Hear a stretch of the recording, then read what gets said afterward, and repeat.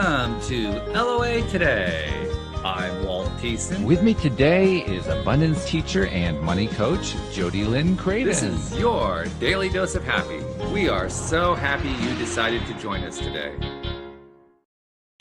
Jody Lynn, we've often talked about the various kinds of abilities that we're able to develop over the years, intuitive abilities, psychic abilities. You're a channeler, so channeling abilities, things along those lines.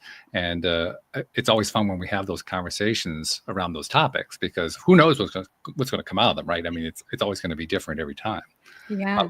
Like when you're channeling, I never know what's going to come out of your mouth. I don't think you know what's going to come out of your mouth. Do you? Never. Mm-mm. No. Yeah. That's why it's so wild. It is. Yeah.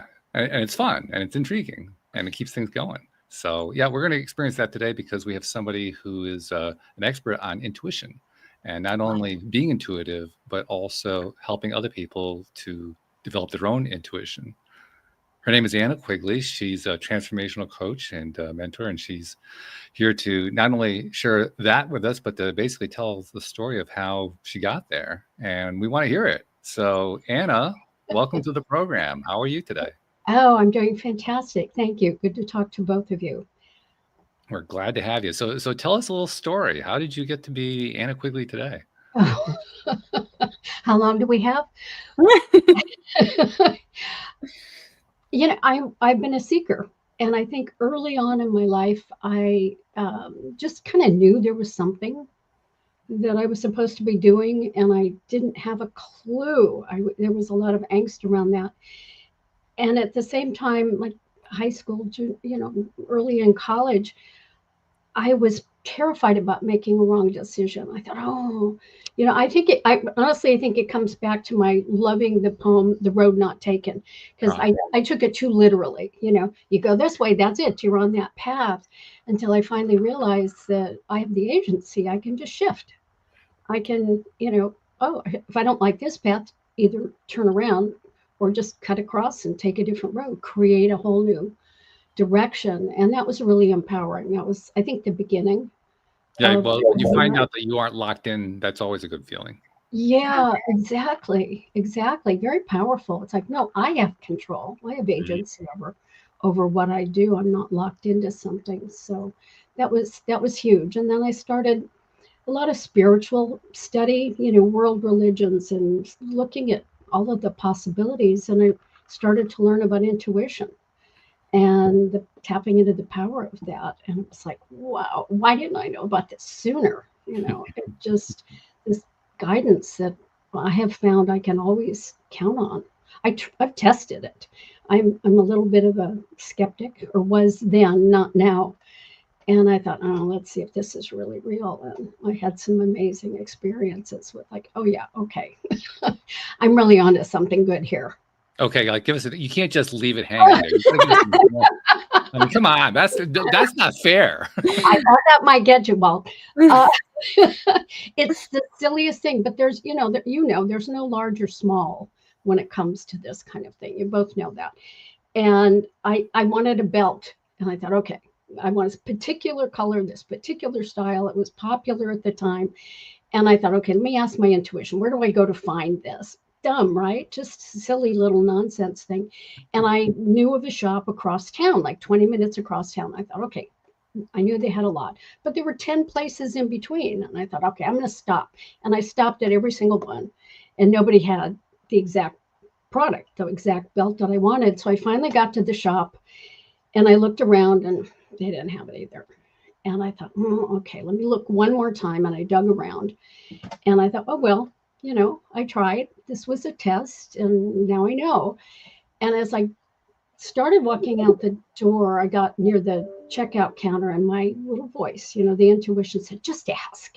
And I'm like, no, why? They're going to say, if it's not on the floor, we don't have it, Mm-hmm. And I started to take another step, and again, it was like, just ask. I'm like, all right, fine. This is a test. Let's take the test to the full fruition. So I walked up to the counter, and she had a picture. This is exactly what I want, the color, everything else. And without even batting an eye, the woman behind the counter says, oh, yeah, it came in this morning. We just haven't had a chance to put it out. Yes. I'm like, okay, there's something to this after all. So I think that's a moment I became a believer. Okay. All right. Yeah. Well, that actually sounds familiar. I mean, Jody Lynn, does that sound like your experiences? 100%. Yeah. Yeah. You're like, whoa.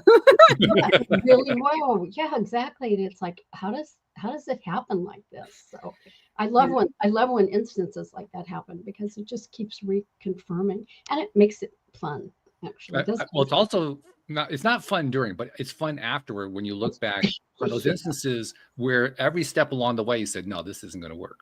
Yeah. And then every step it worked. Yeah. Constant reinforcement. So Yeah.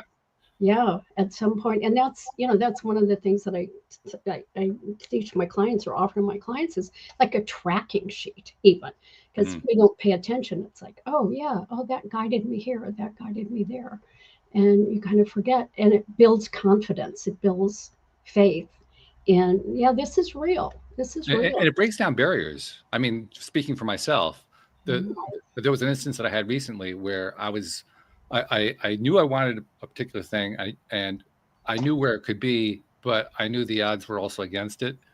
And so I kept talking myself out of it. And every time I talked myself out of it, my circumstance would change just enough to put me on a path that put me toward it. No matter how much I tried to talk myself out of it, I kept being redirected. Like, no, just go here anyway. Like, what? No, this is absurd. After a while, I realized what was going on. I said, no, you can't play this game with me. No, this is not fair. I know that you're leading me astray. I know this is not no to just keep going. All right.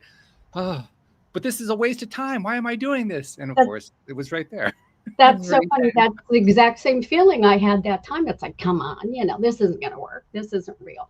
And that's interesting because you've been doing this a while, and yet we're human, right? You still have those moments where you go, nah, that's like daily. Yeah. like daily.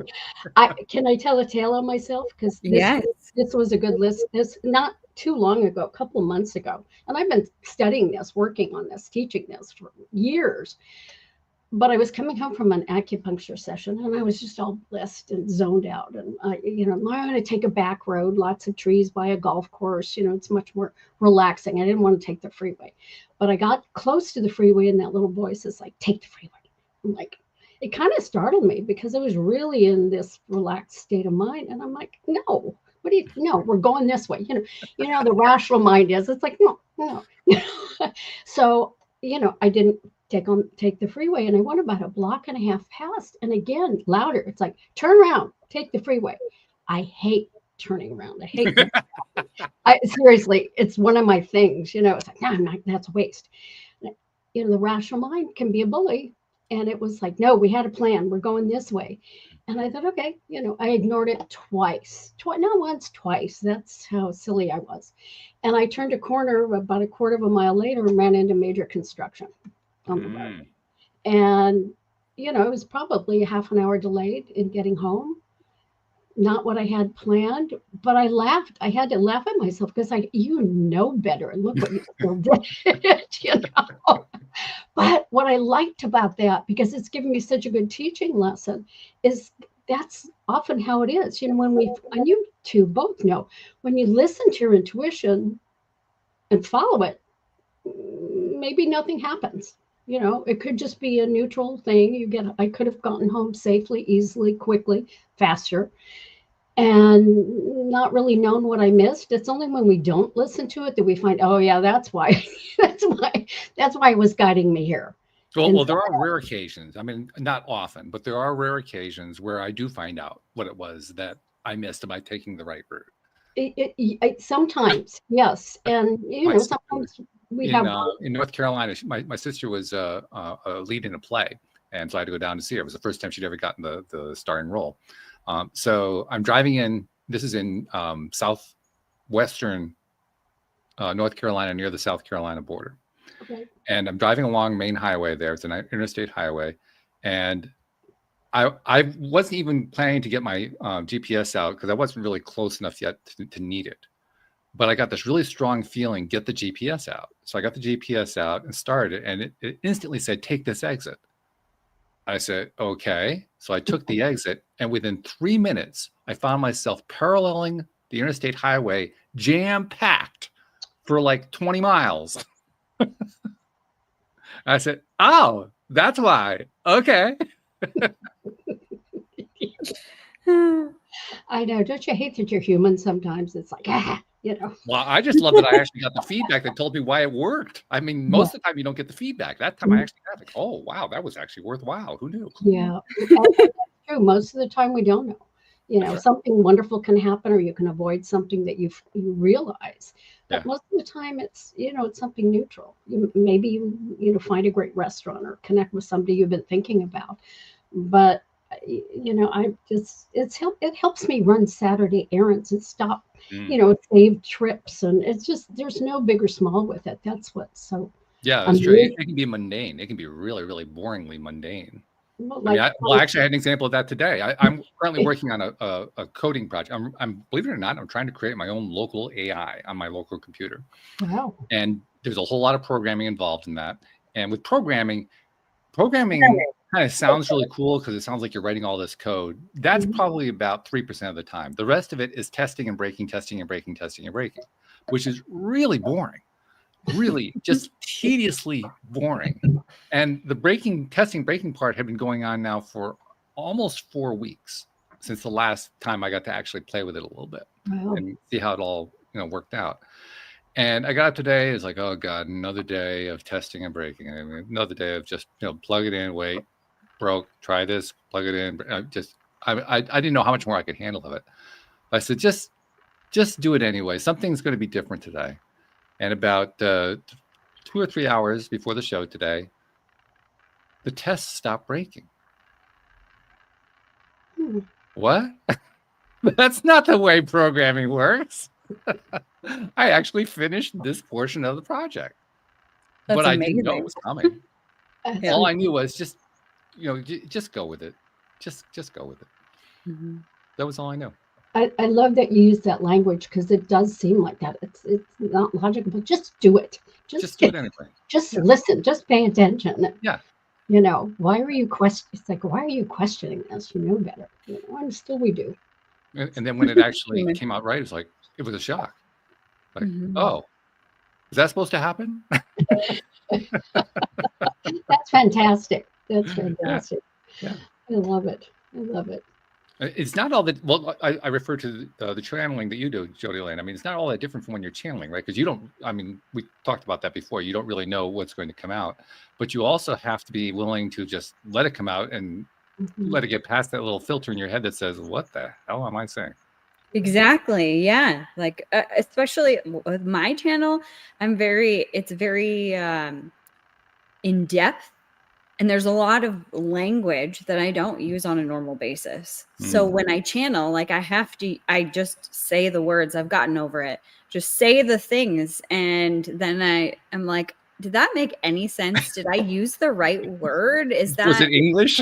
Was that English? Like, did those sentences together actually produce something that, makes sense to you, or like extraordinary, or whatever, anywhere in between? Or was that just gibberish? Because I'm not usually like really listening to interpret as I'm channeling. I find that with channeling versus intuition, channeling, I go to the place, like I sit here and I go to the place in my mind where I meet my team, and like there's all this stuff that I do to make sure that I'm safe and it's the right people that I want, or beings that I want to channel.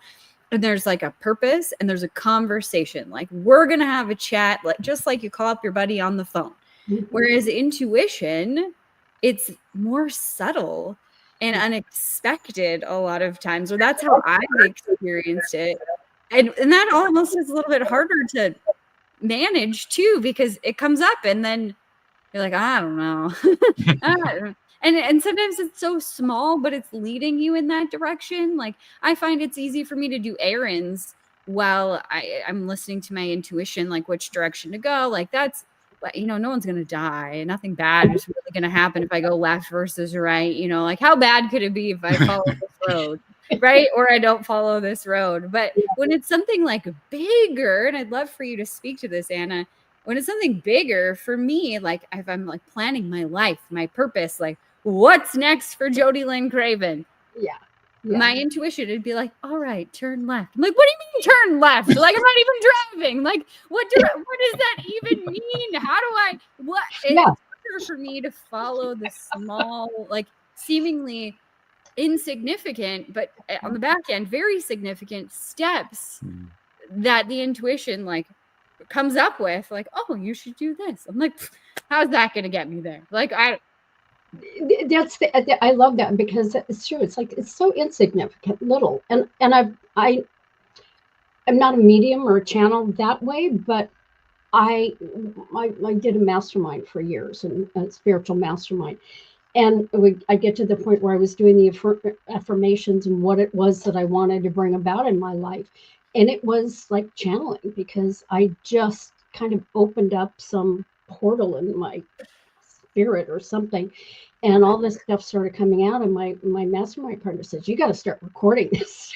That is channeling, Anna. And I did. It was because I wasn't thinking, I wasn't planning like the rational mind. I wasn't thinking what I was going to say. I just opened up, and same thing, words were coming out, expressions that I don't use on a daily basis. So I understand exactly what you're saying. There's a whole different feeling with that than intuition. And then a lot of ways, when you open up to the channeling, it's easier because it just flows. It just flows. Intuition, you have to make a rational decision or a non-rational decision to just, this doesn't make any sense, but I'm going to do it anyway. Yeah, most of the time it's not rational at all. Most of the time it's not rational. And, then there's, when I didn't take the freeway, that, the rational one, it's just a bully sometimes. It's like, I said we're going to do it this way. I mean, when I was like, just go, we're going to do this. It was like a 4-year-old having a tantrum. It's like, no, you can't tell me what to do. We're going this way. It's just so funny how it shows up. Totally. It's amazing. And well, Jody Lynn, I know you do most of your channeling just for yourself, but you occasionally do it with other people too. You've done it on the show as well. On those occasions, where, especially when there's somebody that you're doing it with, maybe even providing messaging for them, and then you say something that makes absolutely no sense to you, and the other person that you're working with says, "Wow, that's amazing." How often does that happen? A lot, like all the time. Especially because there's a lot of like big words. Like my crew, they are all about big words that I don't normally use. So I'm like, what did I even just say? Like, can you make that like English, please? Like, what is that word? I have no idea. Sometimes when I'm channeling it, like I have a group that I channel with a lot, and it's like a legal financial like project. And like a lot of legal and financial terms like pop out of my mouth. And I'm a financial advisor also. Like I have a brokerage. So some of this stuff makes sense, but it's like way another level. And it doesn't, like, I don't know how these things come together. It just comes through. And I'm like, here you go. It makes no sense to me. Do what you will. But when you get the feedback though from somebody else, like you not necessarily financial, but you're just sharing some information, and it really resonated with the other person in a way that you didn't expect. Like you say something that it's as if you said, "The goat just read the cheese," which makes absolutely no sense. And the other person says, "Of course, I did have a goat that was reading the cheese," and you're saying, "What?" Yeah. It's like another level of confidence, like you were saying, Anna. It's like building that confidence. And I feel like the more that I'm in touch with that side of things, the more my intuition gets louder also. And I build that confidence. Like the other day, I went grocery shopping at Costco. And I was like going down the aisles or whatever. And I was like, yeah, okay, cool, whatever. Me and my husband tried to do carnivore intermittently. So like we eat a lot of meat and really nothing else. And I was at Costco, which has a lot of good stuff. And I'm like, I think these look good. And I picked up these pita chips, which I'm eating mostly meat. So I don't really eat a lot of junk food as much anymore. But for whatever reason, I put it in my cart. I don't know why. I just thought, I think my husband, I always call him Papa. I didn't think you would like this. Whatever. I put it in my cart and go home and not think about it or whatever. And then he goes to the pantry and he's like, how did you know that I wanted those pita chips? And he's like, did I tell you the other day? And I said, no, we've never had this conversation. And he's like, well, I was just talking about them at work because somebody had them at work and he tried them and he liked them and he wanted them. And he put it in his head that he should tell me the next time I went to Costco, but he never did. But I knew it was just my intuition. I grabbed the box. I was like, oh, Papa, I like these. Put them in the carton. Move on. It was no big deal, right? It's things like that make people call this woo-woo. Totally. But it's not. There's scientific evidence behind intuition and listening to that, which I love. I love the geeky stuff, the science stuff behind it. I do too. I would love for you to tap into that, Anna. This I found fascinating. When I started doing research, we get 11 million bits of information every single second that come at us, visual, auditory, sensory, everything, 11 million bits. What surprised me is that only 1% is picked up by our brain. Only 1%. The rest of it's picked up by our senses, which when you think about how intuition makes itself known, it makes itself known through the senses. And it's like, oh, but that makes total sense now, because that's the senses are what are picking up these signals. And it all, the gut, they call it the second brain, the gut intestinal section, they actually call it the second brain.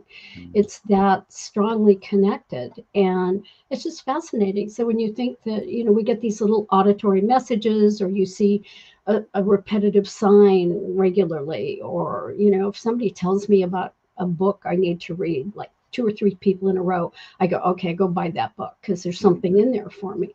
All these little subtle ways, kind of like you picking up the chips, come to us. And again, it's getting familiar with them, but it's just fascinating because, and then you take it to the next level when you start working on not just intuition, but let's start shifting our lives. Let's take the intuition and figure out how we're going to work with that.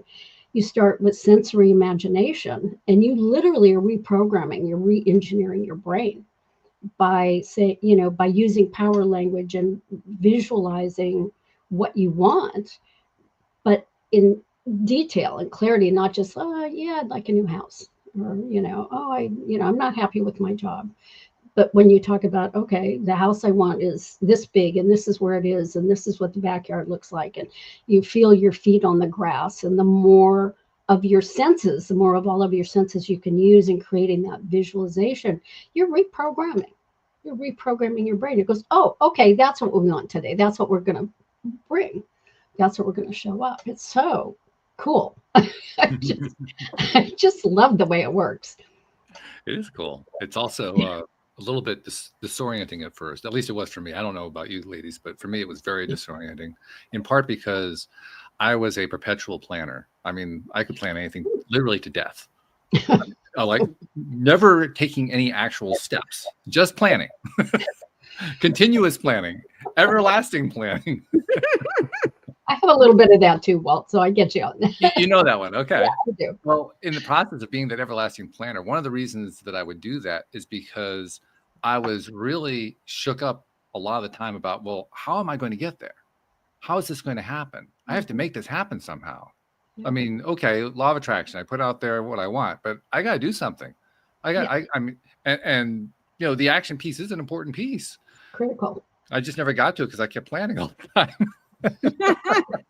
Because I was trying to figure out, well, what's the optimal piece? There's got to be the one that's the optimal path, right? That's the one that you want. You don't want to take any of the others. The linchpin that's going to like open it up, right. as if it's just going to magically happen. No, you got to move your feet. You got to take steps and follow up. Like your intuition, Jody, when you're talking about that, it's like you just not just like, oh, I had an intuitive thing. You have to turn right, or you have to take the freeway when you're told to take the freeway, or run the errand, or pick up the chips. It's like, I don't know why I'm doing this, but you took the action and you got the result that you were guided to, and your husband, I'm sure, was very happy. Oh, I yeah. was very happy. And This is smiled. actually how I started to build my business way back in the day. And I didn't know a lot about intuition. I didn't really know that, I had the ability to connect or like any of these things. But I would, when I was taught in business, they were like, all right, put down your list of people, you're gonna like talk to everybody that you've ever known in your entire life and tell them that you're in financial services now. And I was like, all right, okay, I'm very coachable. I'm writing all the names down. And then they tell you start at the top and go all the way through, like just line by line, go to each person, because people will skip thinking, oh, this person is taken care of, or I'm too scared to call this person or whatever. I mean, I still had the same fears as everybody else, Sure. but I would feel called to phone this person. And then I would look at the list and another name would pop out. And it wouldn't be the next one in line. It'd be like 10 down. And instead of judging it, I would just go with it. Okay, I'll call that person, then I'll call this person. And that's how I built my entire business at the very beginning. Was like, all right, who needs me? If they pop into my head, I call them and they're like, oh yeah, I was just thinking about you. I need life insurance, or I need this, or I need that. Like, it's the wildest thing. Where it would just lead me to the right place or the right person or the right connection. I just had no judgment about it. I didn't even know that was like intuitive nudges. I was just like, all right, great. I do this. I do this. I couldn't even explain it. How interesting, because your coaches were saying that you had to go down the list one after another. So in that sense, you really weren't coachable. You skipped the coaching and went right to the intuition. I didn't tell them that, though. They're like, you got to go through the list like this. I'm like, oh yeah, okay. And I'd look at my list and then I'd go to the next one. They weren't watching me make calls. They just, saw me on the phone and they were like, okay, good. She's talking to somebody. Like, at least she's talking to somebody. Mm-hmm. Yeah, exactly. And then I started to teach that and they didn't like that much. Well, because that's going against the rational rules. So yes, exactly. Yes.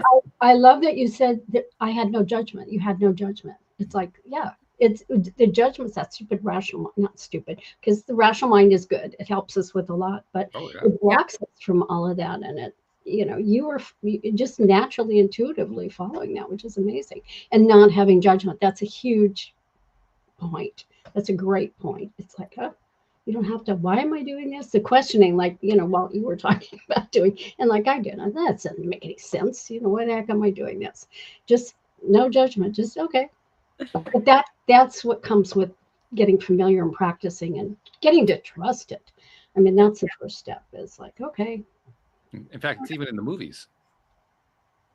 Did you know that?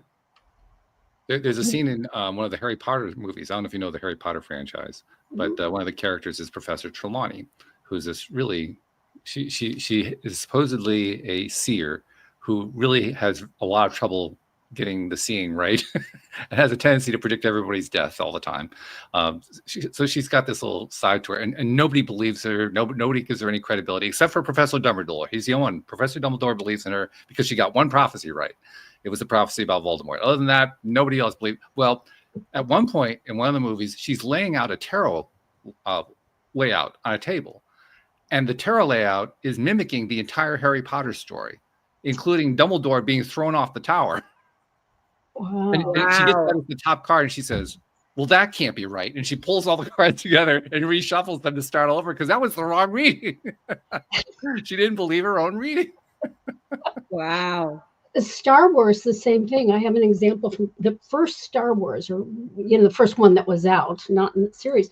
But when the Rebel Alliance is going to the Death Star because they're going to blow it up, and they're all flying, and Luke's flying down. He gets in the channel and he's flying around. He's got his computer. That's a rational mind. He's got a computer and he's looking at that and he shoots one missile and it misses the port. And he's, and there's Obi-Wan going, Luke, trust, just trust it. And Luke shuts down the computer and the rest of the alliance is freaking out. What are you doing? What are you doing?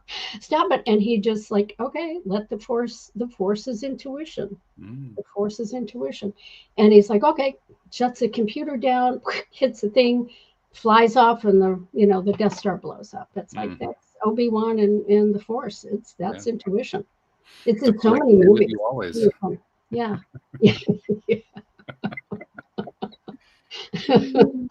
We even did a show on that one time about the force being the law of attraction. That was a fun show to do.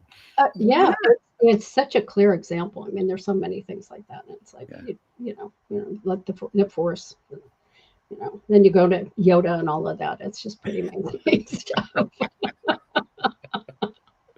Well, in a sense, both of you are Yodas. You're both coaches, Mhm. and you're a I mentor. like that. Thank you. I'm gonna. You're a Yoda. I'm That's what a taking Yoda that is. now. Yeah. That's cool. That looks like Yoda. So that. Well, yeah, you don't have the ears, but I mean, we can let that go.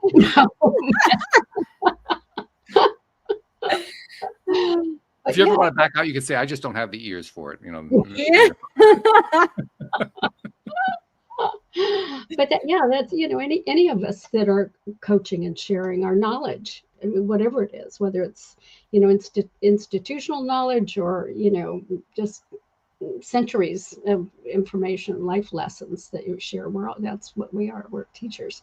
So you're a Yoda too, Walt. Yes, you are. I'm a different kind of Yoda. I'm a Yoda behind a microphone, interviewing people. Yoda was constantly criticizing. I'm constantly asking questions. It's the same thing. It's just two different things. But the microphone's your channel. That's it. Yeah. That's your channel. Jody Lynn has a different channel. Mm-hmm. So it comes through in different ways, and we use it. In fact, the podcast was the first time that I actually tried my own kind of psychic channeling, because I had all these guests. I've had psychics and channelers and all kinds of psychic type modalities from various people on the show. And over time, it kind of wears on you. Like, well, why can't I do this? Everybody else can seem to do it except me. And I had, of course, everybody who came on the show, I would ask, is this something anybody can learn? And universally, 100%, oh yes, everybody can learn this. And that just made me feel worse because I couldn't seem to learn it. But I decided, okay, I'm just going to try this sometime. I don't even know where or when. And as soon as I said that to myself, I said, I'll do it on the podcast. Yeah, okay. That doesn't sound very safe. But eventually I got to a point in a show where I normally am very good at asking questions. I learned it from my father, and it's something I do very, very easily. So I can keep almost any show going. But every once in a while, I'll reach a point where a question just isn't coming, and I'm not sure where to go with it. And the conversation seems to have run its course. And yet we've got another 15 minutes left, and I want to do something with the 15 minutes. And so I said, okay, the next time that happens, I'll just try the channel. I have no idea what to do. I'll just try it anyway. And within about 3 or 4 weeks, a situation like that came. I said, okay, here we go. We're live. How the hell am I going to do this? I don't know. We'll just do it. So it was my turn to talk. And I said, open your mouth. I opened my mouth. Say something. I kind of sputtered for a moment, and then words started coming out.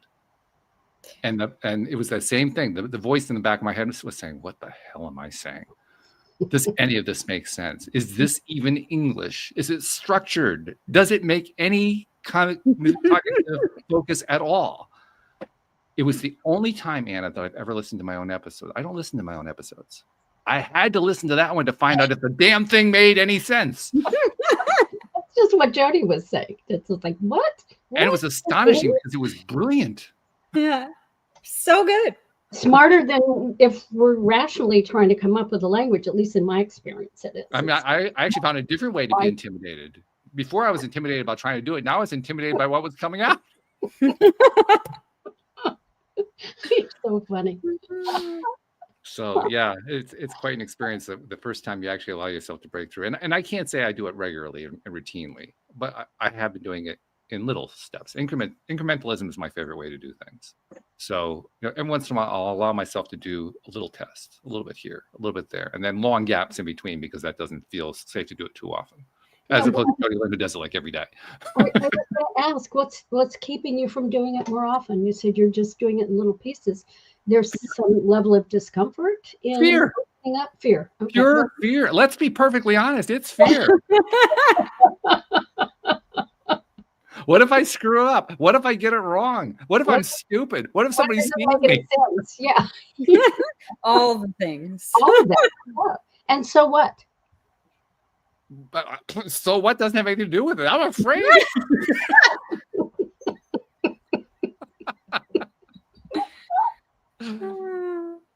And actually, that's the conversation I end up having myself on those occasions where I'm willing to try it. Like, what do you got to lose here? I got everything to lose. Like what? Oh, all right. I can't think of anything. I'll try it. Fine. Yeah. It's that kind of a conversation. Like, Yeah. okay, we'll try it for this moment, and then it turns into something. Yeah. But I does could that be, convince I could be me? embarrassed, It doesn't really convince. It gives me a little more evidence, but I think I have to go through my entire lifetime before I finally say, okay, I got enough evidence. Before you really believe it. Before I really believe. Okay, I got to share one other one because this is kind of wild. It was a crisis point in my life, and everything was kind of, this perfect, wonderful life that I was living where I wanted to live, in the house I wanted to live, and life was good and great job. And all of a sudden the job ended, and I ended up in a lawsuit with the co-owner of my building, and it was like the whole thing was just imploding. And I'm like, oh my gosh, what is going on here? And the first thing that pops into my mind is like, okay, I need to go sit on top of a mountain and meditate, because that's where I get my clarity. I got to find my stillness, my centeredness. And it wasn't even a day and a half later, my cousin called and said, I'm going to India to an ashram. Do you want to go with me? And the ashram happened to be on the top of a mountain. My rational mind is like, no, you need to find another job, deal with the attorneys. And I'm like, oh, hell no. I'm going to India. It doesn't get bigger than that, No kidding. So what happened? You go to India? Oh yeah. Oh, absolutely. Went and took all the shots. That was my first time to India. No, it was fantastic. Spent 3 weeks at an ashram. It ended up not being at the mountains. They had to go to the other one because there was like a diphtheria outbreak or something. Oh, sure. So, I know. So we were like, in Bangalore instead of up on top of the mountain. It was fantastic. It was amazing. And like it usually is, I came back with clarity. I didn't come back with the whole picture, but I came back with the next step. The one, I get to see like 3 feet in front of me. That's kind of how my life seems to be going. And it was like, okay, you're going to move. And I, been living in San Francisco. I loved it. And it's like, what? What? Why, what? Why am I? Okay. All right. And I moved. I sold my house. I moved up to Washington State. And I had no idea what I was going to do. It's like, okay, now what? And it's like painting the house and going, okay, talk to me, tell me. And I started getting, some clarity. What I ended up doing is started an import business. And guess where I was importing from India. I'd been there. I'd seen the product. I knew kind of what I wanted to do. And and so it all tied together. It was like, isn't this interesting how it works? Cool. Very interesting. Yeah. Well, you also touched on something because one of my fears, I mentioned, I think pretty plainly that fear is what stops me on those occasions when it stops me. One of the fears is that I'll be wrong. But another fear is that I won't even get a message. And that's kind of what you started to express. You actually trusted and got the messages, but it sounded like for a moment you were afraid. Well, where's the messages? All right, I moved to Washington. That's what you want me to do. Where's the freaking message? Well, that's it. And it's, because it was, I took the first step. I took a leap of faith. I'm here. Now what? What am I supposed to do now? Cheryl Richardson wrote a book, and this is partially how I made the decision. And in it, I think this was so helpful for me. And again, another weird way of connecting. She said, when you're not clear on something, she said, ask your friends and your family, the people that really know you well, ask them 2 questions.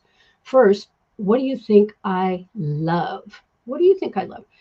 And the second one is, what do you think I'm good at? Because for me, and what I've seen in women, anything that comes easily, that's just automatic, we tend not to value very, very much. And the responses, number one for me was, you love to travel. Well, everybody that knows me knows that's my number one passion. But what do you think I'm good at? I had a couple people say, oh, you're so good at accessorizing your clothes and your house and all of this. Yeah. Thank you. Give me something I can use. Thank you for the compliment, but go away. Give me something good. Well, here's where it tied back. And the irony, when I went to India on my first buying trip, every shop, every mall, every stall, not a mall, they don't have malls, stall, street vendors that was selling accessories. handbags, scarves, jewelry, small furniture. I made a beeline to it. And it took a couple of days. All of a sudden I go, oh, hello, like, oh, I could have had a V8 kind of moment. It's like, this is how that ties in. It kind of shocked me. I go, okay, a leap of faith. And it's like, it all tied together. And I had that business for like 8 years. Annie, you seem to be really good at taking that leap of faith. Well, I've learned it's better to take the leap because things don't work out as well when I don't listen, like getting stuck in traffic. And that's minor. I've hit some potholes, but it's listening to it's kept me out of a potentially really bad relationship, and it's guided me to jobs that I didn't think were going to be much that turned out to be my favorite jobs. So, it's been a process. Like I said, I started learning about this when I was, probably early college. And so it's been trial and error. It's been testing, and it's been a lot of time of learning to listen. And obviously, since I got stuck in traffic, I still don't always listen. I still don't pay attention. Better, hard not to beat myself up, but it's like, okay, so take it as a lesson. And I thought, all right, it's a good teaching point for me and for clients. It's like, You just said something that's really important. I don't want to skip past it. Not beating yourself up. Yeah. Because what I realized was that a lot of the reasons that I came up with for not doing it amounted to beating myself up. Mm-hmm. It took me a long time to realize that. And it can be hard to break that because, I'm as self-judgmental as the next person. And it's like, so I get mad. I get more mad now when I don't listen. Again, just practice. But it's an easy pattern to get into. So the other thing that makes it easy is circumstances, because things happen to us. I mean, no matter what we like to think our focus is actually distracted and distorted and pulled all over the place. So we ended up with a life that mirrors that, which is kind of distracted and all over the place. I don't think anybody I've ever had on the show ever had a straight line to wherever it was they were going. It was always a crooked path that just goes all over the place. And that's fine. Roller coaster. Yeah, but it's also confusing as hell. It is. It's hard when you've got all of these distractions. It's like, okay, where's my focus? And it's so easy to just go, it's too much. It's too confusing. I don't know what to do. But we don't have control. What do you do when you experience that? When you've got that feeling, though, like it's too much to control, what do you do? Do you just meditate? What do you do? Let go. It's like when your car, I don't know if you've ever driven in snow and ice, but when you hit a pocket okay, good. Yeah. So when you hit a pocket of ice. Jody Lynn actually did too, by the way. Yeah, and I have too. What would they train you? You don't try and steer out of it. You let go of the wheel, and the car rights itself. It's the same thing. Let go of the wheel. I mean, it doesn't have to be meditation. You don't have to go to India, although I highly recommend it. I loved it there. But letting go, just. You don't have to completely you can keep your finger on the wheel. Just don't grip it. don't grasp like, okay, you gotta go where I want you to go. Because the more you try and counter the spin, the worse the spin gets. Right. So, yeah. You have to let the vehicle tell you what it needs to do. Yeah, and it'll right itself. And the same thing with our lives. If we let the crazy stuff happen, as much as we don't like it, the more we just go, okay, this is what's going on. How are we going to work with that? How am I going to lean into it? Almost like Aikido. If you lean into the chaos, it makes it easier to because you're not managing it. It's just it just kind of makes it easier to move through it. So you're an intuitive Aikido master. I guess so. And so I've got all kinds of new names today. So thank you. I love it. I have to put intuitive Aikido Yoda. There you go. That's a good one. I like that. I may have to do that. So yeah, not bad at all. I'm not really one for credentials, but that would be a fun one. That would be a fun one. Yeah, I think I just had cards made, but I think I have to redo them now. Totally should. It makes people go, what? I go, yeah, talk to Walt and Jody Lynn. So. What do you put on your card, Jody Lynn? I should put Yoda. You should. Yeah. I don't know. I mean, I'm in the midst of I think a change, a second coming, something. I'm not sure Okay. what's going to go on that card yet. It could be like Fair enough. horse trainer, Yeah. pumpkin Okay. grower. Now you're talking my language here too. I don't know how. Can I ask how old you are? Are you Absolutely. You want to guess how old I am first? yeah, 25? You know. Oh my gosh, bless your heart. I turn 40 in 15 days. Okay, so Yeah. you're not quite at the midlife calling. I call it, it's not a midlife crisis, it's a midlife calling.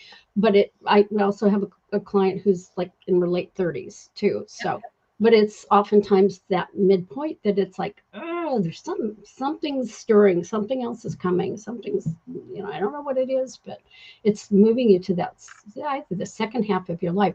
I think it's like, football, the fourth quarter is always the one where all the good stuff happens. And that's kind of how I feel. Yeah, right. It's where all the good touchdowns, it's the exciting time. And I think that's the last part of half of our lives too. Oh, I love that. Can be. Yeah. Yes. So what do you advise? In 5 minutes or less. I know. Thank you. That's kind of where I went. Oh my God, where do I start?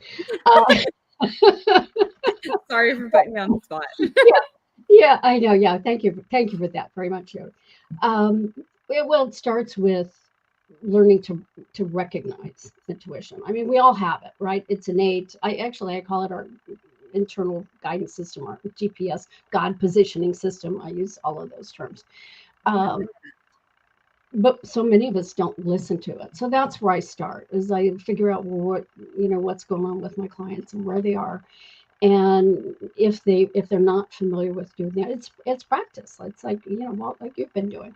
You start, and I have a tracking sheet. It's like, okay, so write down when it happens, because it's easy to forget. Oh, 2 days ago that happened. You forget. If you write it down, you go, oh yeah, that happened. Oh yeah, it was. I saw this sign 3 times in a row. I've never noticed that before. Or, somebody told me this, or yeah, I had that little feeling. It's easy to just not pay attention to it. So tracking, I find, is a really helpful tool to really start seeing a pattern, and that helps build confidence. And a lot of times there's, that seeds in us when we're born, whatever it is that only we are here to do, whatever that looks like, however many Yodas there are on the planet. We're all teaching different things and in a different way. And it starts, I don't know, it starts burgeoning, it starts calling. And, it could be, a creative endeavor that, you go to college, you can't be a philosopher, you're never going to make a living doing that, right? Or an artist, no, artists never make any money. So you have that, okay, I'll be a whatever, that you follow, that's going to be a more logical, productive, path. And all of a sudden, it's just, you may have a great life. Things may be fantastic, but there's still something that's like, yeah, it's not fulfilled. And it could be, so we look at those things. What did you love? I have a theory that we all knew what it is that we were supposed to be doing when we were in high school, but we just kind of, it gets buried, it gets dismissed, devalued. But so, we kind of look back at that too. So that's where I start. It's just, pulling the first thread. It's fun to see what comes after that. Mm-hmm. Curious with your development of intuition. What's been your experience regarding what I call the 2x4 rule? You like to see the bruises? Well, it's a very specific rule. The way the 2x4 rule works, it starts with a whisper. Yes. And then it's a louder whisper, and then it's a tap on the shoulder, and then it's a nudge, and then it's a push, and then the 2x4 comes out because you've been ignoring it all those other times. Yep. 2x4 is that like normal as far as you're concerned? Yeah. Well, again, when we're not listening, when we're not listening, yeah, of course, the universe gets louder. No, you shouldn't be doing this. You shouldn't be doing that. Get out. And not too long ago, I left a job that I had loved and had been in for a long time. But believe me, it was, I was getting the whispers, and then it started getting more and more. And, you know, my my doctor was even like writing me prescriptions. Get out. Seriously, take a leave of absence. And I'm like, I can't do a leave of absence. Isn't going to change anything, you know. But literally, I have a prescription. She says, take, get, go. You know? And it still took me 6 months before I'm like, oh yeah, okay. You know, it was not an easy transition. I could have made it easier, you know, earlier. But it was difficult in that case because I liked what I was doing a lot, but circumstances were shifting, and you know, I knew, you know, the universe, God, whatever you want to call, whatever name you use, was kind of moving in me in the next direction. So, you know, I took off, I left, and I took off and went to Europe for 3 months to get my head clear. See, I like distances, and I like travel, so it's always an excuse. India, Europe, you know. That's like your go switch, right? If you're being pushed to do something you want to do, well, put travel into it, and I'll go for that. We know that part. It makes it easier. It's like, okay, I'm going to do that. But it also, you know, you change your scenery, you change your environment, and it makes it a little, for me, it makes it easier to get a look at a different perspective. And, you know, working on how people found their purpose and how I found my purpose, all of that, it's been festering. I had the name of a book, God, like 30 years ago. And in 2016, I'd started interviewing people on how did you do this? You know, I love biographies. I want to know, how did you do it? So maybe then I can learn. You know, I want to learn by your example. What are your tools? What are your tricks? And then I had a little health adventure, which was another, you know, bat. And COVID and work got busy. And so it kind of got buried. And, you know, with this open space, and when I was traveling around, it was like, okay, it's your turn. It's your time to give back. Figure out how to do that. So here I am. How did that work out? So far, so good. So far, so good. Yeah. I'm loving it. It's still new, but yeah. I mean, we've done a lot to kind of make fun of and bash and degrade and devalue the experience of intuiting, of following that intuition. But the bottom line at the end of the day is it actually pays off. It pays off frequently. Big time too. Big time too. Yeah. It's interesting. When you think about where you want to go now, I mean, because the planner never goes away. You know, the person who has it all rationally figured out never really goes away. No. So when you think about where you're going now and where you think you're going to be, say, in 5 years, that's always the question, right? Where do you think you're going to be in 5 years? Like you're actually supposed to be able to predict where that crazy crooked road is actually going to take you on, right? What do you mean? You can't? Come on. What's wrong with you guys? Well, I just go to Jody Lynn and ask her to channel it for me. That's the best, best clue I've got. There you go. Now, see, that's interesting because you're trusting somebody else to guide you. Yeah, right. Because I don't trust myself with that one. No, okay. I've done that too. Okay, I don't know what I'm doing. Okay, somebody else tell me. Right. But it's like, just, you know, I'm talking to myself. Just shut up and listen. Stop talking and pay attention. You know, it's like any skill. The more you do it, the easier it gets. But it's not easy. And you know, the rational mind we need it. It keeps us on track, keeps the trains running, right? There's a place for it, but it's not what moves us forward. It's not what it keeps us safe. It keeps us, you know, structured, keeps the bills paid, but it's not what moves us forward in our lives or moves us to our purpose or our fulfillment. So it isn't, for instance, what made you decide to become a coach to other women learning how to develop the intuition? My rational mind? Oh, right. Heavens no. The rational mind, like, are you kidding? You're starting over again now? How many times are you going to do this in your life? Right? Well, I guess there's one more at least. Figure it out. You're going to make it work. And, you know, it's funny because I've been going through a lot of things like you were talking about. It's like, but if I step out there, you know, and I don't want to do that, and I don't want to trust that, and you know, the fear of, well, I'm going to have to be visible. People are going to have to know it's me.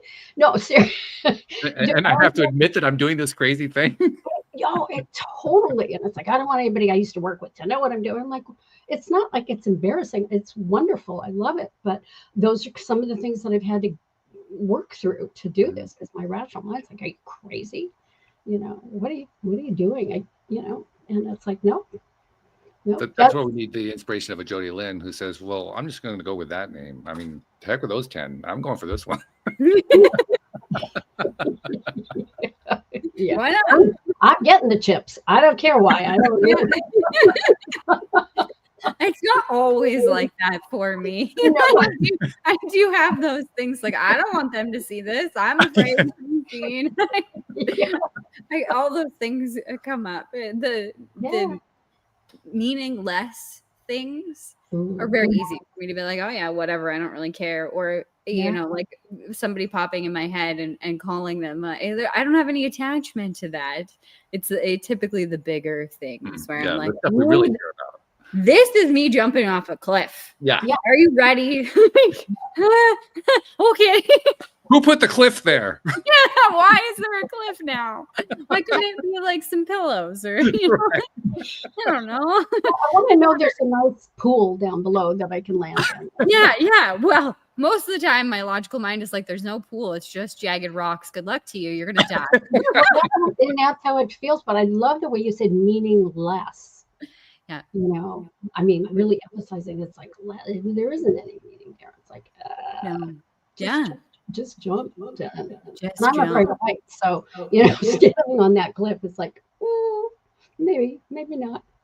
Well, there's also the metaphor about the entrepreneur. The entrepreneur is the person who has an airplane kit and he jumps off the cliff and assembles it on the way down. Yeah. God, I love this. You just described my last 8 months. Yes. So much fun. I've never heard that, but I love that. Yeah, that one's gotten a lot of airplay. I like that one a lot too. That is so true. Oh my gosh. I'm writing that one down. Well, I mean, we're having so much fun. I look up at the clock as I usually do and say, damn, it's over. Oh my gosh. God. That was It fast. has to be over. Yeah. And it's faster the more fun it is. There's a direct correlation there. Yeah. Or I guess it's an indirect correlation, but yeah, every time the faster it is, the more fun it is. And no doubt exactly the same thing here. But we do have a few things we'd like to do at the end of the show. First and foremost, there may be somebody listening who says, this crazy lady is somebody I want to work with. How do I reach her? The Yoda. Yes. What did you go? I have to listen back. The intuitive Yoda or something. The intuitive Yoda. Yeah, that was a good one. My website is Journey to Purpose. And I do one-on-one coaching. I'm just starting to do a group mastermind. I am happy to offer tracking sheets to anyone that wants to reach out to me from the call, and they can give me a call, just complimentary. Let's just do a jumpstart call and see where you are and maybe what the next step is. I sometimes just one phone call can start changing the trajectory. There's like, as we talked about, there's a lot of steps in between, but once you kind of get that focus, like, I had to move out of state. Okay, now what? First step you get, for me, again, I get 3 feet in front of me. You take those 3 feet, the next 3 feet makes itself visible. So any way I can help with that, absolutely love to do that. So. And we'll make sure Jen will put the link to the website on the show notes. And they can reach out by email to Anna@journeytopurpose.org. Good. So feel free to reach out directly. So Journey to Purpose. I like that. Yeah. Well, that's been my life.